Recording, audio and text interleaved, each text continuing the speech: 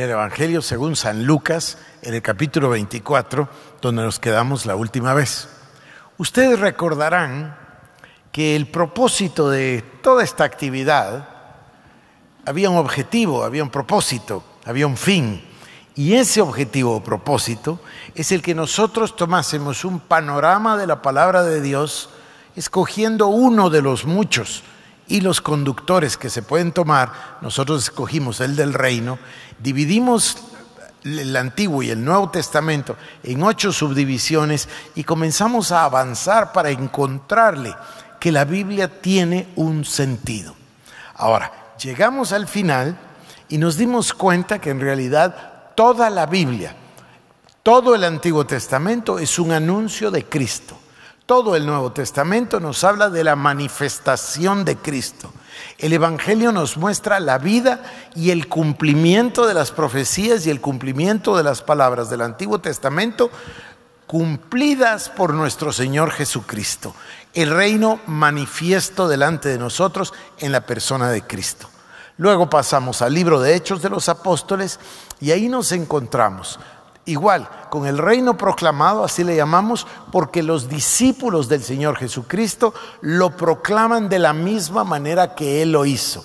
Por eso esa frase de cristianos, ¿verdad? En la iglesia de Antioquía los vieron cómo actuaban y dijeron, estos son cristianos porque actúan como Cristo. Entonces, vemos nosotros el reino proclamado, manifiesto, no solo por Cristo, sino por sus discípulos. Luego nos encontramos con las cartas. Y las cartas contienen 3 cosas, o 4 en realidad, a lo mejor más. Contienen historia, puesto que nos hablan de la iglesia que llamamos primitiva. Luego contienen también la teología. Son las cartas las que usa el apóstol San Pablo, en su mayoría Pablo, no solo él, ¿verdad? Tenemos también a Juan, tenemos Pedro, Santiago, etc. Pero 2/3 es Pablo. Tenemos al apóstol Pablo estableciendo con plena claridad los fundamentos de la doctrina del Evangelio de Jesucristo. De hecho, él dice con toda claridad, ¿verdad? El Evangelio de Jesucristo. Esto es que Él murió, que resucitó y que nos salvó. El Evangelio de Jesucristo. Y luego Él dice también esta frase tremenda: yo no rehuí de anunciaros el consejo completo del Evangelio de Jesucristo. Bueno, entonces tenemos las cartas y llegamos al final para la manifestación gloriosa de lo que viene. El Señor Jesucristo regresando a la tierra y luego el Señor Jesucristo venciendo de una vez por todas, por los siglos de los siglos al enemigo, la rebelión, las 2 voluntades, y luego trayendo el reino en el sentido de la Nueva Jerusalén, la esposa, las bodas del Cordero, es decir, el desenlace final de todo el plan de Dios. A nosotros no se nos olvida el pasaje de Hechos capítulo 3 versículo 19, que habla de que justo antes de la venida del Señor Jesús se da el tiempo de la restauración de todas las cosas. Es importante para nosotros el concepto de la restauración porque es lo que cierra el círculo. Todo vuelve al estado original, como nosotros lo vimos, le llamamos, si se recuerdan ustedes, cuando vimos Génesis 1:1, le llamamos el diseño original. El reino original, el plan original de Dios. Bueno, todas las cosas van a regresar ahí en la eternidad. Ahora, el día de hoy yo quiero concluir de alguna manera en el sentido de que nosotros comprendamos 2 necesidades. A ver, la número 1 la hemos estado trabajando todos estos días. La número 1 es comprender que la Biblia es una unidad, que tiene un solo autor. Si bien hay más de 40 autores naturales, humanos, es un inspirador, que es la inspiración del Espíritu Santo. De hecho dice que la palabra fue inspirada por Dios, bueno, dice, fue exhalada por Dios. En realidad trae el aliento del Espíritu de Dios. Y la palabra no solo apunta a Cristo, recordarán que concluimos, es el verbo, es Cristo. La escritura es Cristo Jesús. Entonces, hoy yo quiero ir un poquitito más adelante y verificar otro elemento. Fíjense, no solo debemos entender que la Biblia es una unidad, debemos entender que la Biblia está viva y que necesita que Dios la revele delante de nuestros ojos.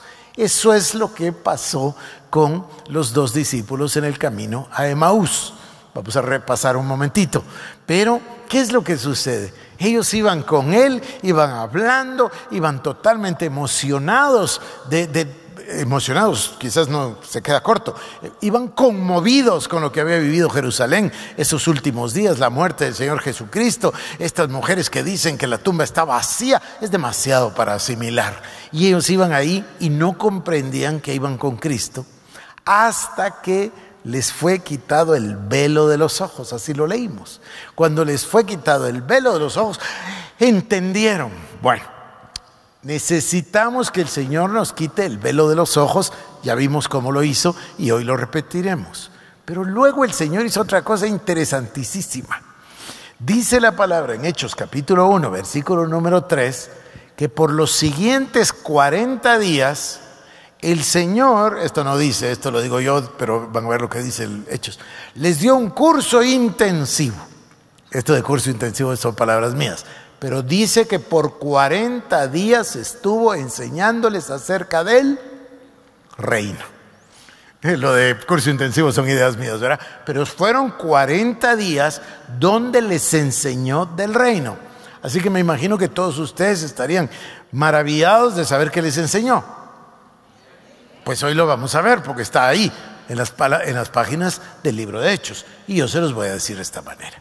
Fíjense el interés que yo tenía para que ustedes vinieran hoy. Fíjense, escúchenme. Cristo es develado o revelado. Cristo no es develado, ¿verdad? Perdonen. El velo es quitado para que puedan ver a Cristo, o Cristo es revelado a nosotros cuando entendemos una cosa tan elemental, pero hay que entenderla. Que toda la Biblia sirve con el único propósito de anunciar a Cristo. Todo el Antiguo Testamento, todo tiene una unidad apuntando a Cristo. Podríamos nosotros, me parece que me gustaría mucho, no sé si yo soy tan, a veces es un poco místico, pero me gustaría. Fíjense, tomamos la vestimenta del sumo sacerdote y vamos con el efod y vamos con cada una de las piedras. Todo habla de Jesucristo. Y por supuesto el arca habla de Jesucristo, todo habla de Jesucristo, el tabernáculo, etc. Todo apunta a Cristo, todo el Antiguo Testamento. Y el Nuevo Testamento es la revelación de Jesucristo. Entonces, nos va a ser revelada la palabra cuando entendamos, a ver, me voy de vuelta a aquella ilustración del rompecabezas. Los niños miran las piececitas, bueno, no son los niños, cualquiera, ¿no? Mira una piececita verde, esto a lo mejor es un árbol, a lo mejor tal vez es agua, y esto azul, pues puede ser azul celeste, tal vez es una nube, estamos especulando. Pero se recuerdan que la caja del rompecabezas trae el rompecabezas armado, ilustrado. Ya entendí. Es un zoológico, entonces me voy a dar a buscar a los animales y a los árboles, y etcétera, porque yo ya comprendí qué es. Bueno, esto es lo que nosotros ganamos durante estos 20 días. Nosotros ya comprendimos qué es la Biblia. La Biblia es un plan perfecto de Dios que se llama Jesucristo. La Biblia es revelación de Cristo. Por supuesto que tiene muchos nombres. Podríamos decir, es la revelación del plan de salvación. Fantástico, también es verdad. Es la revelación de Jesús, la plenitud de todo, que lo llena todo en todos. También estoy de acuerdo, todo es, pero tenemos que entender el principio. Ya vimos el rompecabezas completo y se llama Cristo. Entonces, ahora entendemos que cada una de las porciones podemos interpretarlas solo si las interpretamos a través del lente perfecto que se llama Cristo. Entonces, ahora toma sentido. Se van a gozar leyendo Levítico. Se van a gozar leyendo las leyes ceremoniales. Se van a gozar leyendo Deuteronomio, porque vemos en todas partes a Cristo. Esto es lo primero, que nos sea revelado. Esto ya nos fue revelado. Así como se lo reveló a los discípulos en el camino de Emaús, así ya lo comprendimos. Pero el segundo principio es un poquitito más profundo, es interesantísimo. Fíjense ustedes, especial para los que predicamos la palabra. Ellos entendieron una cosa. O sea, le dice el discípulo, ¿Quiere decir que todo que del que hablaban todos los profetas era de Jesús? Sí, eso quiere decir. Que lo acabamos de decir con otras palabras. Entonces ellos comprendieron el Evangelio. ¿De qué se trata la Biblia? Del Evangelio. Se trata de la acción salvadora de Cristo para que Cristo salve a toda la humanidad, para que restaure toda la creación al plan original de Dios. Entonces ya entendimos, nos es revelado como le fue revelado a ellos, pero vamos a llegar un poco más allá todavía. Entonces vamos ahora a la siguiente acción de Cristo. Ustedes lo pueden leer, lo podemos leer, no sé si lo vamos a leer, pero ¿qué es lo que sucede? Entonces ellos están emocionados cuando ven de repente que terminan los 40 días y el Señor se despide. No los dejaré solos, les daré otro consolador, el Espíritu Santo vendrá, espérenlo, únanse ustedes y esperen al Espíritu Santo. Y luego asciende en los cielos. Y entonces ellos están viendo, conmovidos, no saben qué hacer, son demasiadas emociones si ustedes lo piensan. Han vivido en 40 y tantos días muchas emociones. Y entonces 2 ángeles están alrededor y dicen, pero ¿qué les pasa, varones galileos? A este Jesús que ustedes miran ascender, así lo mirarán regresar de nuevo. Glorioso, ¿no? Bueno, pero nosotros queremos profundizar otro poco. Entonces llegamos a los 40 días. Esos 40 días son muy importantes. Si ustedes revisan los evangelios, se van a dar cuenta que el Señor Jesucristo comienza su ministerio, comienza a avanzar en el ministerio, pero conforme se acerca su tiempo, que Él mismo lo dice, el tiempo no está todavía, pero ya está cerca, el tiempo va a venir. Entonces, Él sabía, porque para eso vino, ya lo dije hasta el cansancio, vino para la cruz, vino para vencer en la cruz, vino para reinar en la cruz. Entonces, cuando Él sabe que se va acercando, si ustedes leen los evangelios, las enseñanzas son mucho más frecuentes y más profundas para ellos, para que entiendan lo que va a pasar. Pero no lo entienden, les cuesta mucho entenderlo hasta que comprenden esta verdad. O sea, que todo lo que escribieron los profetas, lo escribieron acerca de Jesús. Esa es la llave, con esa llave entendemos la Biblia. Y ahora la segunda llave. 40 días. ¿Qué les enseñó 40 días? Bueno, en general ya lo sabemos. Les enseñó acerca del reino. Sí, pero les dio otra llave y esa es la que vamos a ver el día de hoy. Fíjense ustedes que les dio la llave de cómo predicar el reino. Esa es la maravilla que nosotros vamos a descubrir el día de hoy y que va a cambiar nuestras vidas y va a cambiar los ministerios de predicación de todo el mundo. Hay un libro reciente. Me voy a recordar el nombre del autor. No es un autor que yo lea frecuentemente y por eso no recuerdo el nombre, pero acaba de sacar un libro. Y el libro, no he leído el libro, leí una reseña del libro. El libro habla de la predicación y habla de la actualidad. Son libros que tratan del tema de la cultura relacionada con el Evangelio y entonces exponen los problemas en los que nos encontramos. Y el autor expone y dice que no estamos hoy carentes de predicación. Ciertamente, dice, por todas partes se predica, pero el problema es que la predicación está vacía. La predicación se ha vuelto del entretenimiento, todo creo que ya lo saben y no necesito repetirlo. Dice, entonces se volvió una técnica o retórica sin fundamento. Se convirtió en un entretenimiento, pero sin base.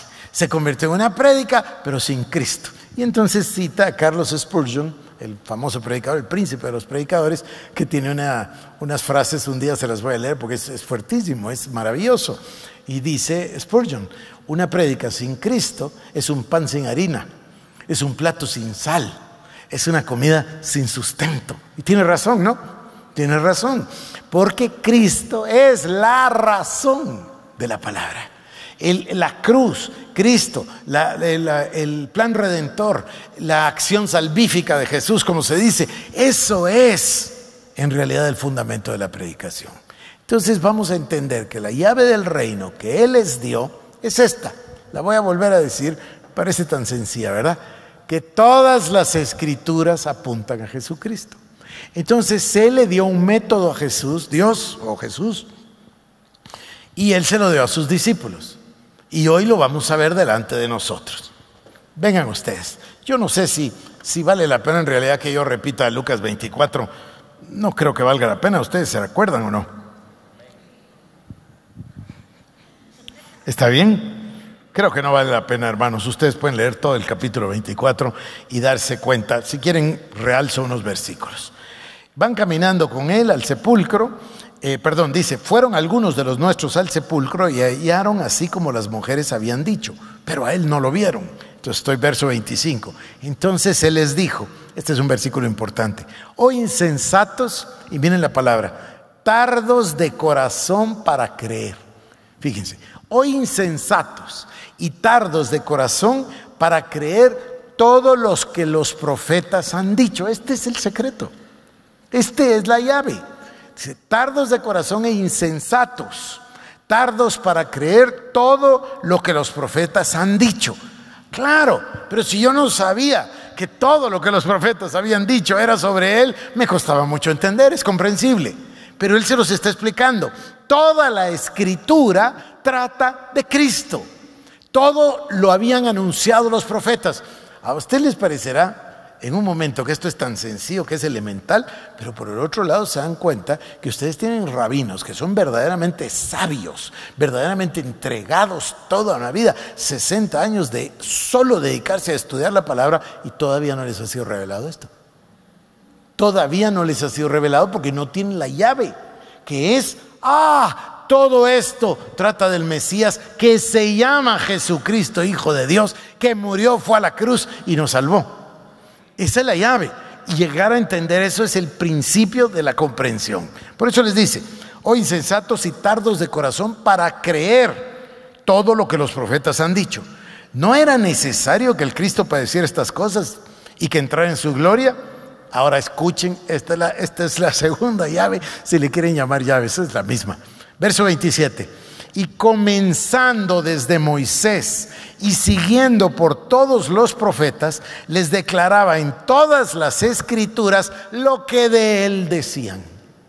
Esta es la llave, esta es la clave, como le quieran decir. Este es el fondo del asunto. Toda la Biblia habla de Jesucristo. Nuestra predicación debe ser una predicación de Jesucristo. Cuando digo de Jesucristo, no quiere decir que nos dediquemos exclusivamente a los 4 evangelios. No. Cristo está en toda la palabra. Pero, miren, hay una historia también de Carlos Spurgeon muy interesante. Dice que un anciano fue a oír a un joven predicar. Entonces el joven se lució y cuando terminó le dijo al anciano, ¿qué opina de mi prédica? El anciano le dice, no me gustó, no vi a Cristo en ella. Entonces él le dice, yo tampoco, no estaba en el texto. Le contesta el joven. Y entonces el hombre le dice, ¿acaso no todos los caminos conducen a Roma? ¿Vieron lo que quiso decir? Toda la Biblia debería conducirnos a Cristo. Entonces, si no lo reconocemos y si no está Cristo en nuestra predicación, entonces ¿para qué predicamos? No sirve de nada. A ver, voy a avanzar porque ustedes están muy serios. Si toda la Biblia la inspiró el Espíritu Santo y todos los profetas y toda la palabra apunta a Cristo, ¿no deberíamos predicar de Cristo? No importa si comenzamos en Amós, en Miqueas o en Levítico o en Génesis o donde quieran, o en el Evangelio de Lucas o de Marcos. No importa, debería llegar al plan salvador de Jesucristo. Para que la palabra, el otro principio de Juan Calvino, ese me tiene maravillado, es el predicador debe dejar que la palabra sea la que hable. Porque la palabra es la que está viva y la palabra es la que produce convicción y la palabra es la que redarguye, la palabra es la que inspira. Aquí está el tema negativo, porque hay que decir las cosas negativas. ¿Para qué usar los 45 minutos para dar una opinión? Eso entonces sería mejor que tuviéramos un servicio de oración o de silencio. Pero estar dando opiniones o convertir el ministerio en un ministerio de motivación o convertirlo de otro tema no tiene el sentido. Fíjense que ahí estoy con Juan Calvino, que decía que predicar la palabra es el honor más grande que pueda tener un ser humano, que la pérdida más grande que pueda tener ese ser humano es no usar el tiempo que le dieron y el llamado que le dieron para predicar otra cosa que no sea la palabra. Debe ser la palabra la que tiene la preeminencia. Y dentro de la palabra, ¿quién tiene la preeminencia? Cristo Jesús. Bueno, entonces tenemos que entender ese principio y vamos a entender otro hoy. Entonces dice, a ver, ¿cómo puedo trasladarles esto? Comenzando desde Moisés y siguiendo por todos los profetas, les declaraba en todas las escrituras lo que de él decían. Esto quiere decir, y luego, ¿qué es lo que dice? Verso 31, entonces les fueron abiertos los ojos y le reconocieron. Y entonces él desapareció de su vista. Y luego tienen otra escena similar, muy similar, cuando vuelve a aparecer, cuando están todos reunidos ahí en el mismo capítulo. Y vuelve a pasar lo mismo. Quiere decir que vamos a entender el plan cuando entendamos quién es el protagonista del plan. Vamos a poder predicar la palabra cuando entendamos que la palabra solo habla del Rey. Y por supuesto de su plan, pero es Cristo Jesús. Bueno, ahora avancemos al libro de Hechos de los Apóstoles, capítulo 1. Miremos el versículo 3 que les mencioné y se van a dar cuenta de una cosa maravillosa. Y a quienes también, después de haber padecido, se presentó vivo con muchas pruebas indubitables, apareciéndoseles durante 40 días y hablándoles acerca del reino de Dios. Entonces, ¿qué es lo que él les enseñó? Estos son unos hombres donde no había, ¿cómo lo digo? Son hombres comunes y corrientes, los 12 apóstoles. Y sin embargo, un grupo de ese tamaño le dio vuelta al mundo entero. Sacudió al mundo, sacudió al imperio romano. ¿Qué es lo que tenían? Tenían un mensaje. En realidad tenían 2 o 3 cosas. Lo grande es, tenían un mensaje que ya habían entendido cómo predicar. Yo se los voy a demostrar en un momento. Número 2, tenían una comunión. Lo que él vieron hacer a Jesús sin entenderlo. Porque acuérdense que si lo hubieran entendido no se hubieran dormido cuando él estaba orando. O sea, ellos no comprendían qué es exactamente esto que él está haciendo. Pero él lo declaraba, estoy con mi Padre, tengo comunión con mi Padre, estoy orando. Además, el Señor usa expresiones como estas. Él dice, cuando oréis, no seáis como... no dice si oras, dice cuando ores. Tampoco dice si deciden ayunar, dice cuando ayunen, háganlo de esta forma. Estas son disciplinas, si le quieren llamar disciplinas, que van, ¿cómo lo digo yo? Van junto con el ser discípulo, son inseparables. O sea, un discípulo que no está en la palabra es creyente, no es discípulo. Porque Jesús le dijo a los judíos que habían creído, si mi palabra permanece en ustedes y ustedes permanecen en mi palabra, serán verdaderamente mis discípulos. O sea, ya eran creyentes. Dice, a los judíos que habían creído les dijo, si quieren ser mis discípulos, permanezcan en la palabra. O sea, creyentes hay por montones, discípulos son los que permanecen en la palabra. Luego viene y dice, cuando oréis. Luego viene y dice, cuando ayunéis. O sea, en otras palabras nos está diciendo cómo es un discípulo. Y él lo demostró haciéndolo. Entonces, ahora ellos van equipados del entendimiento. Toda la escritura habla de él. Número 2, quiere decir entonces que el reino no lo habíamos entendido. Nosotros comprendimos, porque lo dicen los 2 discípulos en el camino de Emaús, nosotros esperábamos a un rey que viniera y que restaurara todo físicamente. Ahora entendemos, no lo hizo físicamente, fue a la cruz del Calvario y restauró todas las cosas espiritualmente. Y todas tienen un proceso y vamos a ver la gloria de Dios y vamos a ver la plenitud del reino de Dios que comenzó ese día que Él está reinando desde la cruz del Calvario. ¿Me siguen? Entonces, ellos están entendiendo, pero ahora les va a enseñar otra cosa. Así como Él oró con el Padre, ahora les deja el Espíritu Santo para que exista la comunión con Él. Y por supuesto con el Padre. Entonces los discípulos ahora se convierten en unos cristianos. Es decir, son como Cristo. ¿En qué sentido? En todo sentido. Cuando oréis, cuando ayunéis, tienen la comunión, tienen ahora el entendimiento que les acabo de... Yo le llamé una llave. o dos llaves. Ustedes ya lo captaron. Es entender que toda la Escritura habla de Él. Entonces toda la Escritura se me abre de par en par. Leo pasajes que había leído tantas veces y ahora les encuentro mucho más sentido y más profundo porque tengo la llave, porque entiendo que todo es para anunciar a Cristo y su plan. Bueno, es el número 1. El número 2 tiene la comunión. Entonces, ¿qué pasa? El Señor les dice, no los voy a dejar solos, les enviaré al Espíritu Santo, a otro consolador. Y cuando venga el Espíritu Santo, recibiréis poder. Entonces lo reciben y lo creen. Y ahí están en el aposento alto cuando de pronto desciende el Espíritu Santo. Entonces comienzan a hablar en otras lenguas. ¿Y cuál es la manifestación? El poder. Y dice, y Dios hacía cosas extraordinarias por manos de los apóstoles, de tal manera que la gente salía a la calle y ponía a sus enfermos en el suelo para ver si acaso la sombra de Pedro le pasase encima al enfermo para ser sanado. Ese es el poder que viene para todos los creyentes. Eso no es una cosa intelectual. Claro, existen racionalizaciones y entonces un montón de ideas. No, a ver, tomemos la palabra como es. El Señor Jesucristo fue a la cruz y murió. El Señor Jesucristo resucitó. El Señor Jesucristo ascendió a los cielos y envió el Espíritu Santo. Y cuando venga el Espíritu Santo recibiréis poder. Ahí estamos. Entonces, el poder, ¿qué harías tú si recibieras? A ver, me voy a ir bien natural. ¿Qué pasa si recibieras una bolsa con dinero mañana tempranito? Ya saben qué harían, comenzar a gastar. ¿Sí o no? Es exactamente, a usarlo pues. Si quieren sonar intelectuales, digan invertir cuentos, ¿verdad? Gastarlo. Va. ¿Qué hacen si reciben una bolsa con poder? Usarlo. Es poder de Dios para bendición del prójimo. Vamos a tener aquí en este salón una manifestación tan grande del poder de Dios que se van a acordar de mí, se van a acordar de lo que estoy hablando. Dios me dio una palabra profética en 1998. Esto debe haber sido el 2 de noviembre, fue miércoles, en el Congreso Mundial.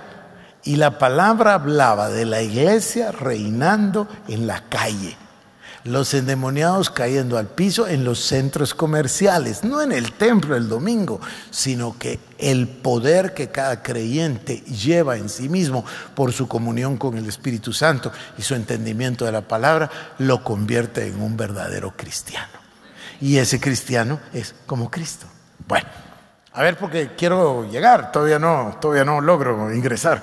Entonces, la llave primera es, ya entendimos, todas las escrituras hablaban de Él se los tuvo que decir, insensatos, tardos para creer, todo lo que leyeron, todas las escrituras hablan de mí. Esa es la gran clave, la gran llave. Ya entendí, ahora entendí, ya me quitó el vendaje de los ojos, se reveló la verdad a mí, ahora comprendo la Biblia, es Cristo, por Cristo, para Cristo, el plan de Cristo, como lo quieran llamar. Pero ustedes no vuelven a tocar su Biblia sin pensar que Jesús está brotando de las páginas. En todo, cualquiera que sea el pasaje. El segundo elemento, entonces, es el del reino. 40 días, claro que estas son expresiones mías, les da ese curso intensivo sobre el reino de Dios. 40 días, ahí estamos, ¿verdad? Hechos 1:3. Entonces dice que les habló acerca del reino de Dios. Estando juntos les mandó que no se fueran de Jerusalén, eso ya lo dije, no necesito repetirlo, sino que se queden para recibir el bautismo del Espíritu Santo. Fíjense la frase, dentro de no muchos días. En efecto, así fue. Así fue, vino el día de la venida del Espíritu Santo. Pero entonces, ¿qué es lo que pasa? Pasemos al capítulo 2. Este es el fondo, estas son las llaves. Estos hombres acaban de comprender por qué predicaba él como predicaba. Acaban de entender por qué pasaba lo que pasaba cuando él predicaba. Acaban de comprender por qué se manifestaba todo lo que se manifestaba. Acaban de entender que toda la Biblia y toda la vida y toda la creación y todo el plan de Dios es dirigido a Cristo. Entonces comprendieron, toda la Escritura habla de Cristo. Entonces entendieron lo que entendió el anciano en la historia de Spurgeon.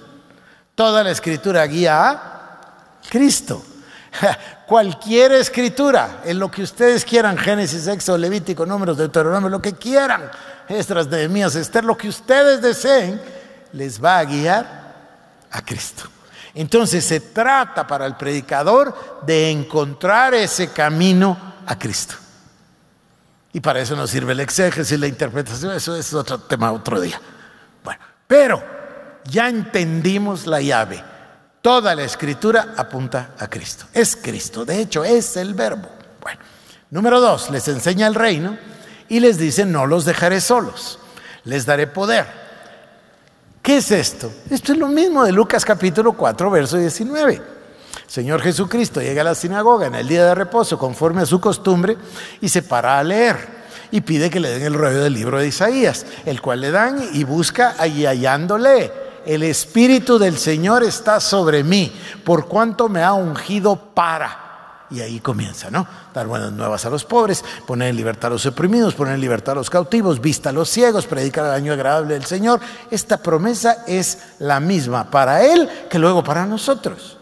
Porque cuando vino el Espíritu Santo sobre él y se abrieron los cielos y se oyó la voz de Dios que decía: este es mi Hijo amado en quien tengo complacencia, mientras Juan Bautista lo bautizaba, escucharon la voz de Dios y el Espíritu Santo en forma de paloma bajó sobre él, y ustedes tienen ahí a la Trinidad, Padre, Hijo y Espíritu Santo juntos. Y a partir de eso el ministerio de Jesús es un ministerio de enormes milagros. ¿Están conmigo? Bueno, es exactamente lo mismo lo que pasó a los discípulos. El Señor Jesús se fue, les mandó el Espíritu Santo como Él lo dijo, ellos están juntos y de repente se oye un estruendo, dice la palabra, y desciende el Espíritu Santo y los llena de poder. Bueno, entonces ya tienen la llave, ya tienen la enseñanza del reino, ya tienen al Espíritu Santo. Ahora debe haber alguna manifestación que nos diga qué hicieron. Es que aquí está clarísimo, no falta, pero ni siquiera 15 minutos, es inmediata. Escuchen, capítulo número 2. Descendió el Espíritu Santo. Hablan en otras lenguas. Ellos ya entendieron, es lo que nos dijo. Todo lo que la Biblia hablaba era de Cristo y de lo que Cristo hace, y Él nos dijo que esto iba a pasar y está pasando. Entonces Pedro se molesta y dice: no están borrachos como ustedes suponen. Porque la gente dijo: estos están borrachos, mírenlos, hablan en diferentes idiomas y cada uno les oía hablar en su propia lengua. Entonces dice, a ver, capítulo 2, ¿dónde está el mensaje de Pedro? ¿Dónde está? Aquí está, verso 15, 2:15. Porque estos no están ebrios como vosotros suponéis, puesto que es la hora tercera del día, 9 de la mañana, por cierto. Mas esto es lo dicho, escuchen esto, a ver, despacio. Dice: estos no están ebrios como vosotros suponéis, puesto que es la hora tercera del día. Mas esto es lo dicho por el profeta Joel. ¿Qué aprendió Pedro? Pedro acaba de aprender a predicar. ¿Qué hacía Jesús? Todo lo traía del Antiguo Testamento, Jesús. Cada enseñanza lo escuchamos, a lo mejor no nos hemos fijado, ahora se van a fijar. Cada vez que miren una frase, ustedes van a tener capítulo y versículo en el Antiguo Testamento para las frases de Jesús, por todas partes. Entonces él ya entendió. Dice Pedro, momento, esto es lo que dice el profeta Joel, y lo trae de Joel. ¿Oyeron la frase? Que desde Moisés les reveló. Esto ya aprendieron. Ya aprendieron. Yo no creo que yo necesite tardarme tanto acá, ustedes pueden leerlo solos. Pedro dice: esto es lo que dice el profeta Joel. Y después se encuentran ustedes a Esteban en el capítulo 7. ¿Y qué hace Esteban? Dice: vieron su rostro como el de un ángel. ¿Y qué hizo? Les declaró toda la historia desde el libro de Éxodo. Esto es lo que pasó. Que Éxodo, desde Génesis. El Señor le dijo a Abraham, y después de Abraham le dijo a Isaac y a Jacob, y después se fueron a Egipto, y de Egipto entonces estuvo Jacob y entonces José, y después entonces el Señor levantó a Moisés y después a Josué, y les narra todo hablando de Cristo. Ellos ya aprendieron. ¿Cuál es la espada del Espíritu? La palabra de Dios. Entonces ya entendieron, este es el principio. Nunca más van a volver a leer el libro de Hechos ustedes igual que antes, porque capítulo tras capítulo se van a encontrar a los discípulos que predican el Evangelio. ¿Pero qué predican? El verbo, la palabra. Y toman la palabra como Dios la dio desde el Antiguo Testamento y la traen a demostrar la manifestación de la palabra en la persona y el trabajo y el sacrificio de Jesucristo. Entonces cambia totalmente. Ya no estamos predicando. A ver, vamos a ir a 1 Corintios. Vamos a ir a 1 Corintios. Venga, 1 Corintios capítulo número 2. Esto es, voy a contarle yo antes de leerlo. Corinto era una ciudad muy sofisticada que sobresalía, quedaba a unos 70 kilómetros de Atenas. Atenas, por supuesto, era la cuna de la filosofía, la cuna de la cultura griega, etc. Y Corinto era una ciudad muy acaudalada y con muchísimos recursos y muy sofisticada. La palabra cabe aquí, sofisticada es la palabra exacta. Eran sofisticados en sus formas de negocios, eran sofisticados en sus formas de entretenimiento. Todo lo primero que surgía en Atenas rápido llegaba a Corinto. Si se trataba de un orador, se trataba de un teatro, se trataba de una enseñanza, se trataba de lo que quisieran, rápidamente llegaba a Corinto, porque Corinto era muy influyente, muy importante, muy sofisticada. También como ciudad muy influyente y muy sofisticada y muy rica y muy todo, muy pecaminosa. ¿Verdad? Eso ustedes lo ven y por eso le manda las dos cartas el apóstol hablando del pecado en Corinto. Pero antes de llegar a Corinto, el predicador, es decir, Pablo, viene de predicar ya en Asia Menor, lo que ahora es Grecia, y arriba a Corinto.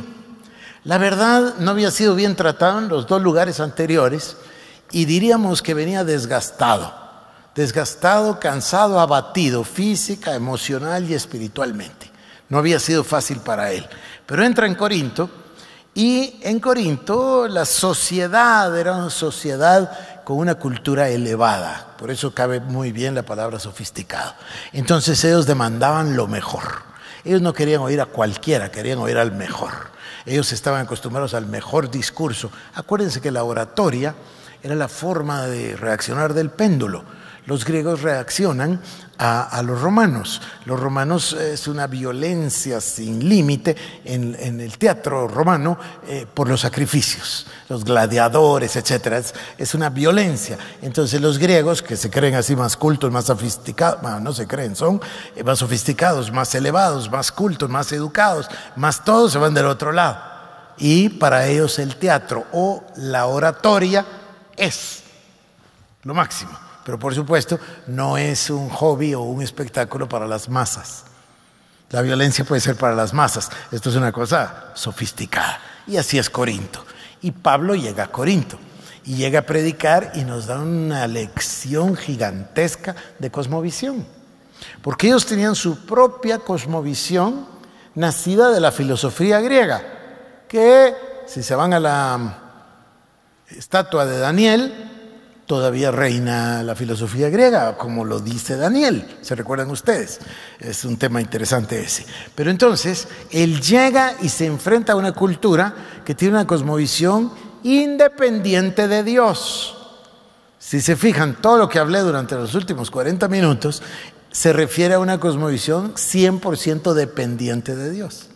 O sea, si queremos aprender historia, la aprendemos en la Biblia. Y si queremos aprender creación, la aprendemos en la Biblia. Y si queremos aprender de moral, la aprendemos en la Biblia. Y si queremos hablar de valores y de ética, es de la Biblia. Entonces es una cosmovisión bíblica.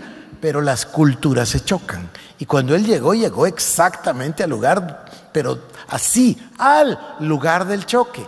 Ellos estaban acostumbrados a escuchar a lo mejor, oír lo mejor, lo más moderno, etcétera. Y Pablo llega a Corinto. Ahora vengan conmigo al capítulo número 2, verso 1. Primera de Corintios. Dice, esto lo recapacita él posteriormente. Ya pasó tiempo en Corintio. De hecho, nunca había pasado tanto. Pasó 18 meses en esta iglesia. O sea, se estableció en Corinto, se le plantó a la cultura de Corinto, a la cultura griega de ellos, y pasó 18 meses. Para su ajetreado itinerario, Pablo pasó aquí más tiempo que en otra parte. Es decir, sorprende que haya estado 1 año y medio estático ahí en Corinto. Pero luego, cuando manda la carta, él está reflexionando de lo que ya había hecho cuando los visitó. La carta es posterior, por supuesto. Y dice: así que, hermanos, cuando fui a vosotros para anunciaros el testimonio de Dios, qué linda frase, ¿no? ¿Qué fue a anunciar? El testimonio de Dios. Qué lindo, ¿no? No es el testimonio de alguien, es el testimonio de Dios, la palabra. No fui con excelencia de palabras o de sabiduría. A nosotros se nos pasa, perdemos mucho. Lo que pasa es que ellos se dedicaban a la excelencia de palabras o de sabiduría. Las palabras eran porque la oratoria era solo para los mejores. Cuando ustedes leen de Cicerón en Roma, era un artista de la oratoria. Aquí había un señor con, no me acuerdo cómo se llamaba, era con F su nombre.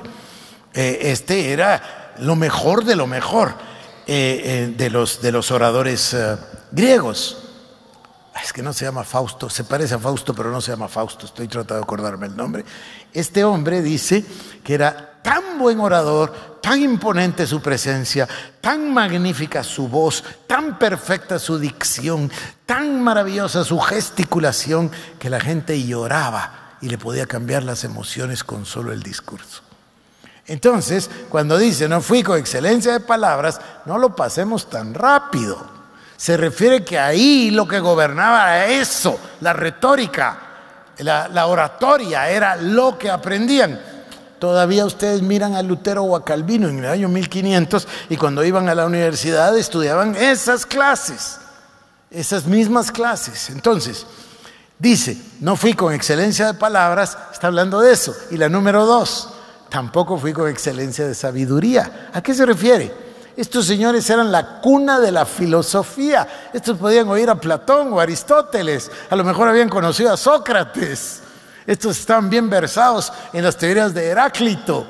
Es decir, estamos hablando de que llegó al lugar. Sin embargo, dice, cuando fui a vosotros para anunciaros el testimonio de Dios, no fui con excelencia de palabras ni de sabiduría, pues me propuse no saber entre vosotros cosa alguna, sino a Jesucristo, y oigan, y a este crucificado. Esto es lo que se llama la locura de la predicación. Miren, me propuse no saber entre vosotros cosa alguna, sino a Jesucristo y a este crucificado. Y estuve entre vosotros con debilidad y mucho temor y temblor. Y ni mi palabra ni mi predicación fue con palabras persuasivas de humana sabiduría. Está hablando otra vez de la oratoria y la filosofía. Sino con demostración del Espíritu y de poder, para que vuestra fe no esté fundada en la sabiduría de los hombres, sino en el poder de Dios. Miren lo que voy a decir. Nosotros hemos tenido en este país el Evangelio por 138 años. Estamos avanzando en el 139.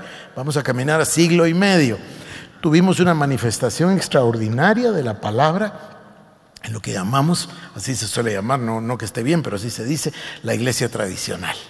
Entonces, la iglesia tradicional, que ustedes recordarán en la historia, se partió el país en 4, entonces fueron los presbiterianos por un lado, los bautistas por el otro, los amigos, que son menonitas, cuáqueros, etcétera, al nororiente, y la iglesia centroamericana. Luego ya vinieron otras denominaciones. Pero esta iglesia hacía un énfasis enorme en la enseñanza. Ahora, ya leímos con ustedes en 1938, en el mes de agosto, en Totonicapán, hubo un avivamiento, descendió el Espíritu Santo, ¿recuerdan ustedes? Lo vimos. Después vino el pentecostalismo. El pentecostalismo era una expresión con un gran interés, no, a ver, ¿cómo lo digo? Donde prevalecía de una gran manera el tema del bautismo del Espíritu Santo, el hablar en lenguas y los dones. Y entonces el pentecostalismo surge, pero también el pentecostalismo, y ahí hablo de las asambleas de Dios, la iglesia de Dios del Evangelio completo, etcétera.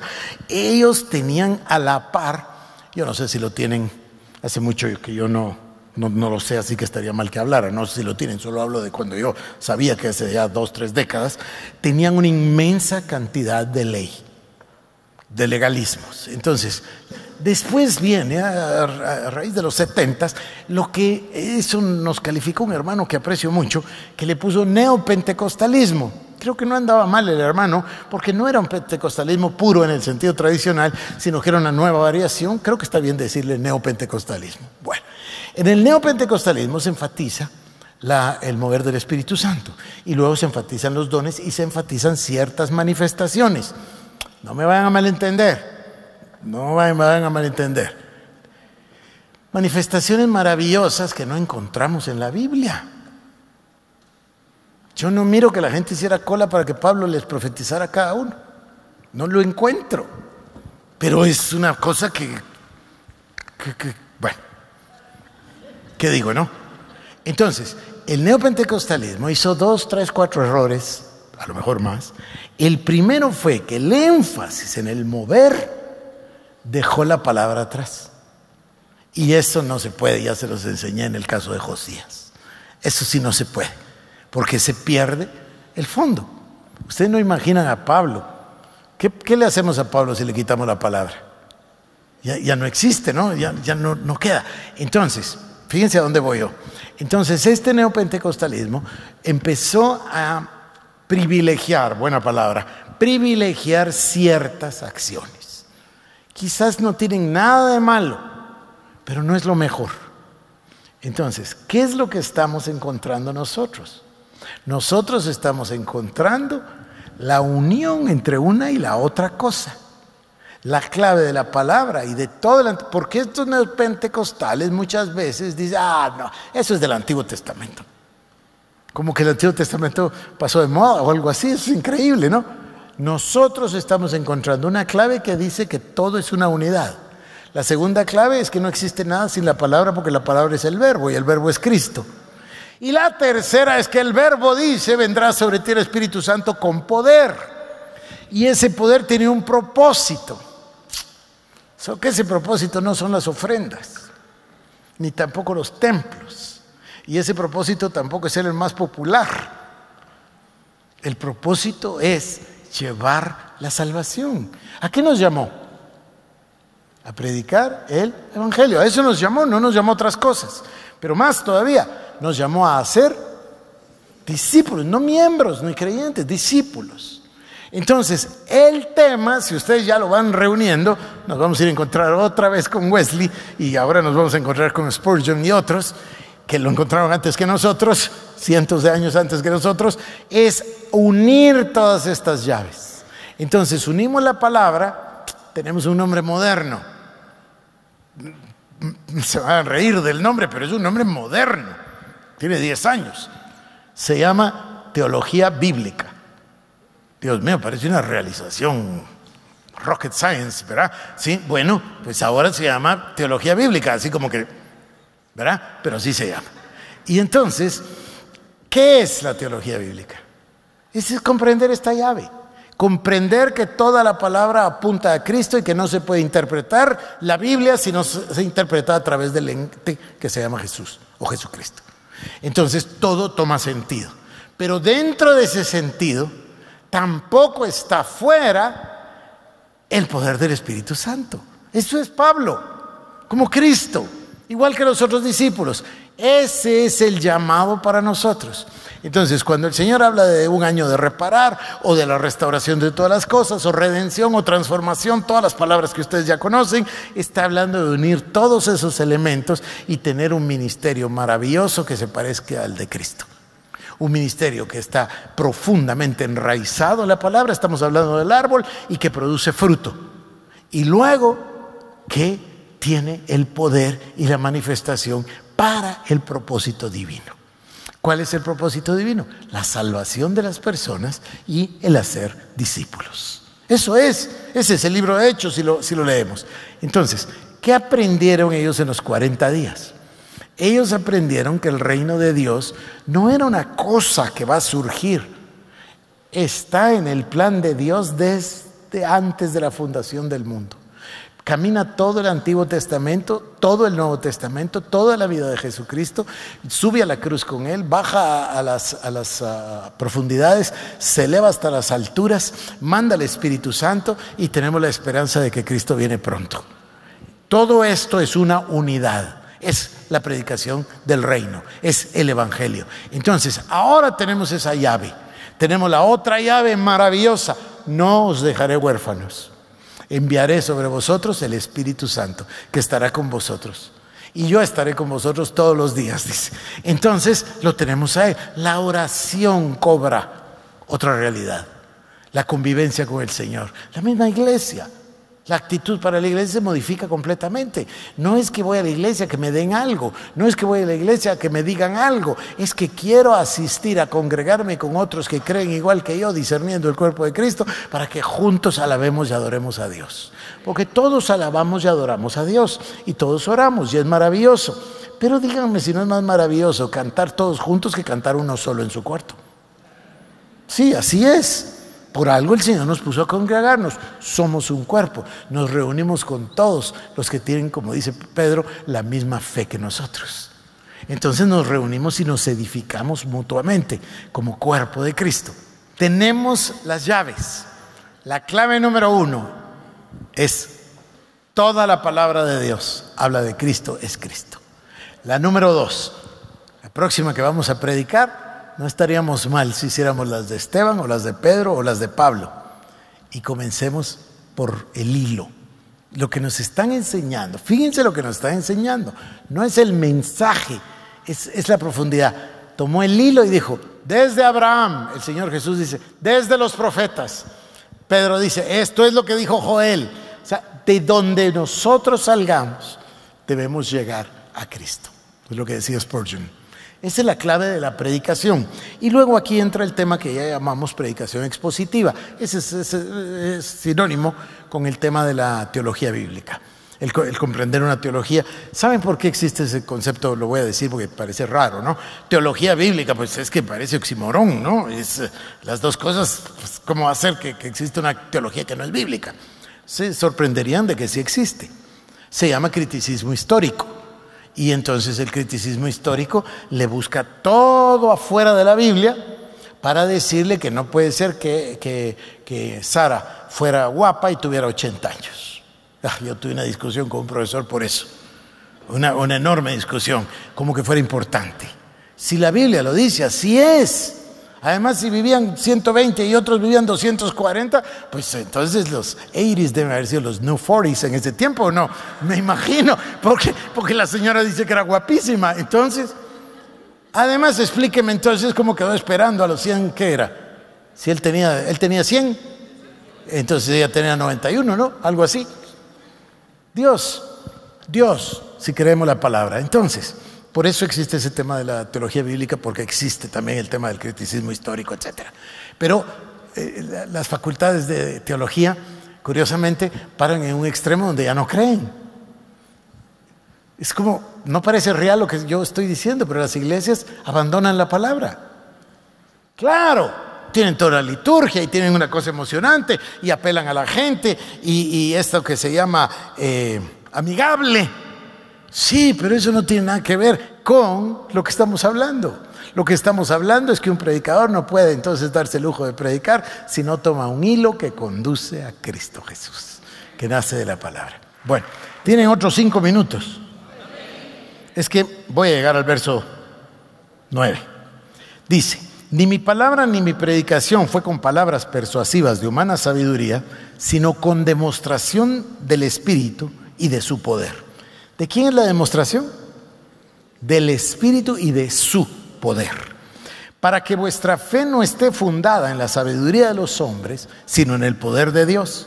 Sin embargo, hablamos sabiduría entre los que han alcanzado madurez y sabiduría no de este siglo, ni de los príncipes de este siglo que perecen. Mas hablamos sabiduría de Dios en misterio, la sabiduría oculta, la cual Dios predestinó antes de los siglos para nuestra gloria. Ven ese verso número 7. Esta es la maravilla. Ese misterio, esa sabiduría oculta que Dios había predestinado, la reveló a sus discípulos y hoy lo entendemos nosotros y nos la revela a nosotros. Estamos entendiéndolo. Verso 8. Lo que ninguno de los príncipes de este siglo conoció. Escuchen esto, porque si lo hubieran conocido, nunca hubieran crucificado al Señor de gloria. Antes bien, como está escrito, cosas que ojo no vio, etcétera, son las que Dios ha preparado. Si ellos, los príncipes de la iglesia, tienen ustedes hasta el sumo sacerdote, si ellos lo hubieran visto, jamás hubieran crucificado a Cristo. Pero es que no lo podían ver, no lo vieron. sigue velado hasta que tenemos esa llave que se llama Jesucristo.